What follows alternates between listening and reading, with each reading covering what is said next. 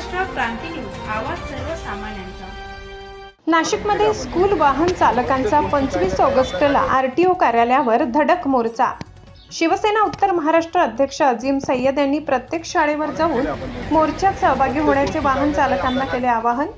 नाशिक शहरातील school van, school bus, tempo travels व इतर विद्यार्थी वाहतूक करणाऱ्या वाहनांवर प्रादेशिक परिवहन कार्यालयाकडून करण्यात येत असलेल्या कारवाईच्या निषेधार्थ मंगळवार दिनांक 25 ऑगस्ट रोजी सकाळी 10 वाजता प्रादेशिक परिवहन कार्यालय पेठ रोड नाशिक येथे धडक मोर्चाचे आयोजन करण्यात आले आहे।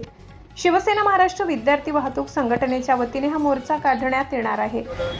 संघटनेच्या म्हणण्यानुसार शहरातील अनेक स्कूल वाहनांमध्ये विद्यार्थ्यांच्या वाहतुकीसाठी कुशनयुक्त बाकड्यांचा वापर केला जात असून या पद्धतीने विद्यार्थ्यांची वाहतूक केल्यास दंडात्मक कारवाई करण्याचे निर्देश आरटीओ कडून देण्यात आले आहेत। नियमांचे उल्लंघन आढळल्यास 10,000 रुपयांचा दंड तसेच 3 महिन्यासाठी वाहन जप्त करण्याची कारवाई केली जात असल्याचा दावा संघटनेने केलाय। दरम्यान वाहनामध्ये ओरिजिनल सीट बसवून विद्यार्थ्यांची वाहतूक केल्यास वाहनाची विद्यार्थी क्षमता कमी होईल। परिणामी विद्यार्थ्यांची संख्या कमी झाल्याने वाहतूक शुल्क वाढण्याची शक्यता असून त्याचा आर्थिक भार पालकांवर पडू शकतो असा मुद्दा संघटनेने उपस्थित केला। या पार्श्वभूमीवर वाहन चालक, स्कूल व्हॅन, बस चालक, रिक्षा चालक तसेच पालकांनी मोर्चात सहभागी होऊन सहकार्य करावे असे आवाहन करण्यात आले आहे।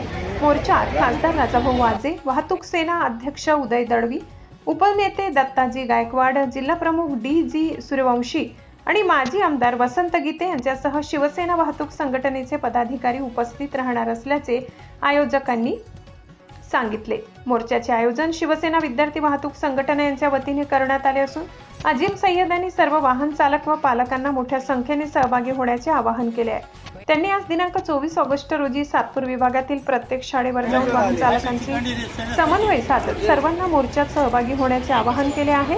यावेळी श्री छत्रपती शिवाजी विद्यालयाच्या वाहन चालकांच्या वतीने त्यांचा यथोचित सत्कार करण्यात आला। महाराष्ट्र क्रांती न्यूज साठी वृत्त संकलन विभाग, सातपूर।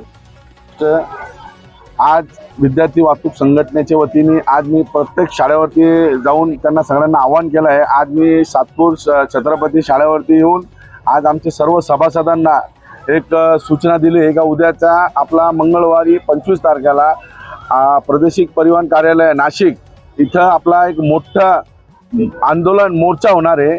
मोर्चाचं कारण का या विद्यार्थी वाहतूक करणाऱ्या वाहतूकदारांना जे होणारा त्रास आहे, या त्रासामुळे एखादा अपघात होऊ नये याच्या गाडीमध्ये मुलं राहतात छोटे छोटे आणि आपण शासनाने दिलेले नियमाच्या हिशोबाने आपण सर्व नियम च्या हिशोबाने गाडी चालवतोय।